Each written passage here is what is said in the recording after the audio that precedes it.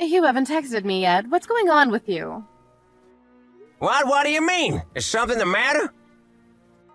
Come on now, Mr. Frederick. You call yourself a man with this kind of behavior? Excuse me? It's only like the most important rule in the book that when a man asks a woman for her contact information, he texts her or something himself later on that very day. You're aware that it's polite custom, right? I've been waiting since yesterday for your message, you know. Oh, is that so? I apologize for that. I just fell asleep upon coming home yesterday. I had a pretty hard day, you see. Is that the best excuse you can come up with? I must say it's mediocre, Mr. Frederick. You really believe you can be a good man to take the lead in this? I beg to differ. I'm sorry. What were you doing this whole time? It's been more than 12 hours since we parted ways last night. As I said, I fell asleep after coming home, and then I woke up this morning to go to work. I see. Anything else you gotta say? Excuse me? Anything else, Miss Megan? Yes, indeed, Mr. Frederick. There is something you want to say to me, isn't there? I'm afraid I can't think of anything. Forgive me for messaging you so late.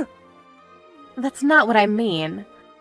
Honestly, how can you call yourself a member of society with this much of a lack of common sense?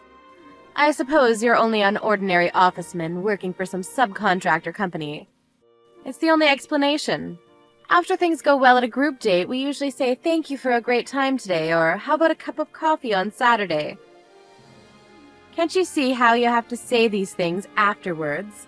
How can you call yourself a man? I'm a man, Miss Megan, but I must admit these things have indeed slipped my mind. I'm very sorry.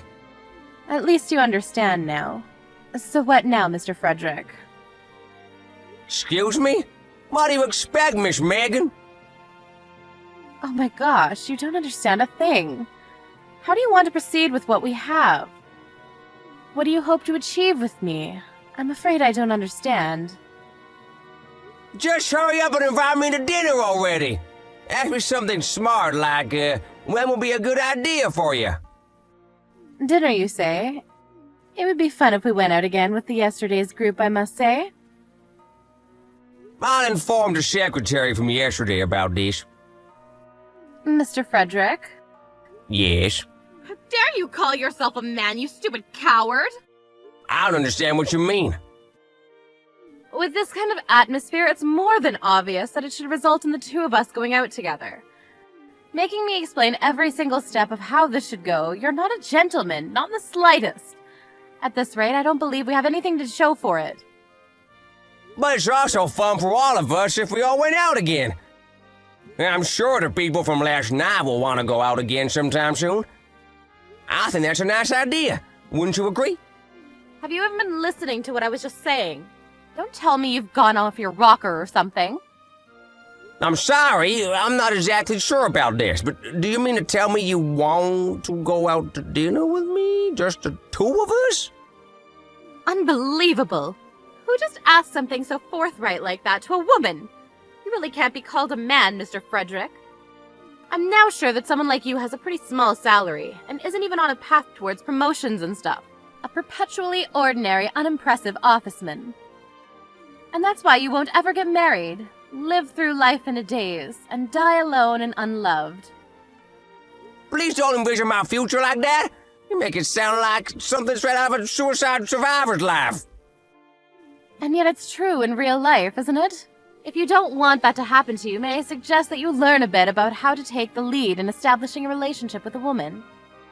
At this point, I can still listen anyway. Listen, by which you mean what exactly?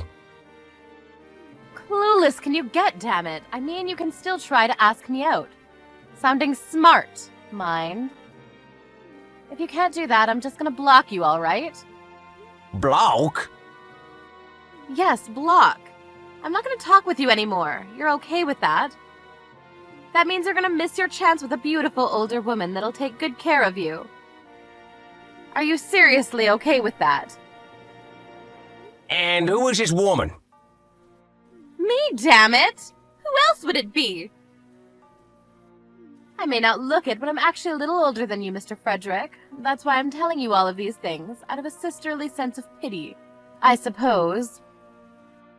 I hope you appreciate that. Not everyone wants to show the way of courting someone like you, a mere low-salary officeman. No, thank you. Huh? What do you mean? You don't have to show me the ways of courting, I assure you. The hell are you saying? If you mean to tell me that you can't even realize how pathetic you are in this, I give up, and I'm blocking you. Please, by all means. The heck? What the hell do you mean? You're okay with me blocking you? Yes, indeed. Even if you block me, it's not like it's gonna bother me. And also, Miss Megan, you've been saying some pretty nasty stuff for a while now, and I don't remember ever asking you out to dinner, nor do I remember things going well between us. I wonder why it's become this kind of atmosphere where it's obvious we have to go out together, the two of us. It's really puzzling to me, see? What are you talking about? I know you were after me yesterday. You were staring at me with that lock of lust in your eyes I know all too well. I know, Mr. Frederick. I know exactly what you want. Huh? That look of lust in my eyes, as nasty as it sounds, was always my natural expression. Instead, I never considered you as hot, so I can confidently say I never looked at you with a lack of lust. Do you realize how rude you are right now? Well, I've been the victim of some insulting myself, so I thought something small like this would still be okay. Was I over the line? You were way over the line.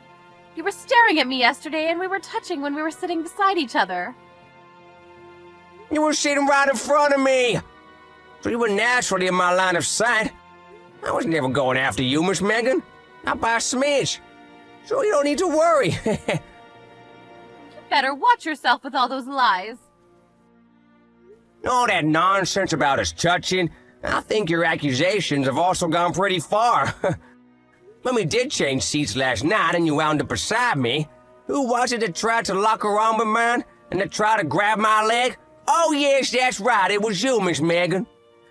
I can't believe this. I can't believe that I'm talking to the most infuriating, rudest person to ever walk this earth.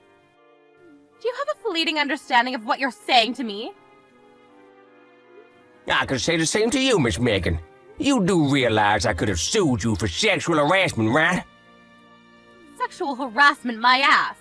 I could have sued you for the same thing. I believe everyone that was there yesterday would vouch for me in court, though. This is too much.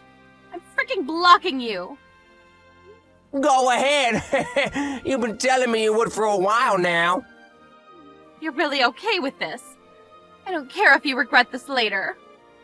Don't worry, I won't. I never imagined you would be this much of a rude scumbag, Frederick. Such a waste of my time.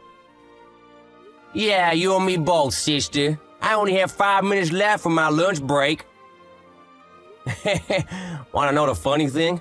I still haven't eaten my lunch yet. And also, I think this is the first time someone's insulted me this much. And believe me, I've been a victim of such criticism all my life. Your life will be one of poverty and misery without any happiness whatsoever. It suits you well, damn it. Thankfully, I do have some money stashed away, so I don't think your prediction will come true anytime soon. What? I actually run a company, you see. It isn't much of a big enterprise at the moment, but I founded it a few years ago. And it's finally become large enough to employ a couple hundred people. Business has been going well lately, and an old friend of mine invited me to this group date, so I thought it would be a nice change of pace. Little did I know I would learn a valuable lesson as a result. I learned that people like you, stubborn, arrogant, and downright rude people, really do exist in the world. You're running a company? You mean to tell me that you're a director? Yes, I am. More specifically, I'm the CEO. Why in the world would you leave such important detail out until later on, sir? You were completely convinced that I was a poor office man. But your outfit from yesterday. Being a CEO demands so much from me, Miss Megan. and I simply don't have the time to be concerned about fashion. A simple jacket and jeans can't do you any wrong, can they? For work, I wear ready-made suits that my secretary arranges for me. So I really don't have to worry about nice clothes anyway. Well then, you can block me now.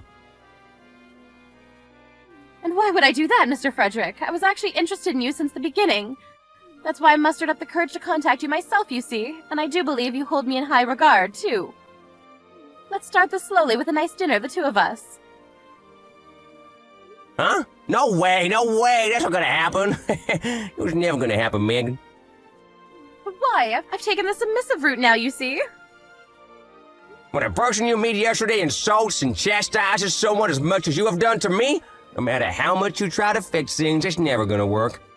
I've always had an eye to see people for who they are professionally, and I already had an idea about you yesterday. But I never thought it would be to this extent.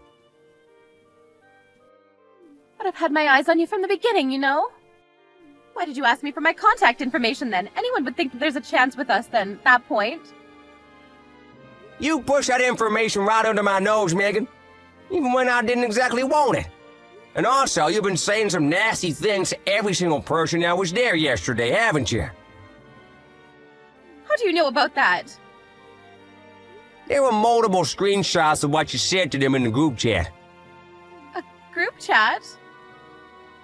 I created one along with the people from yesterday, you see? Oh yes, with everyone but you, of course.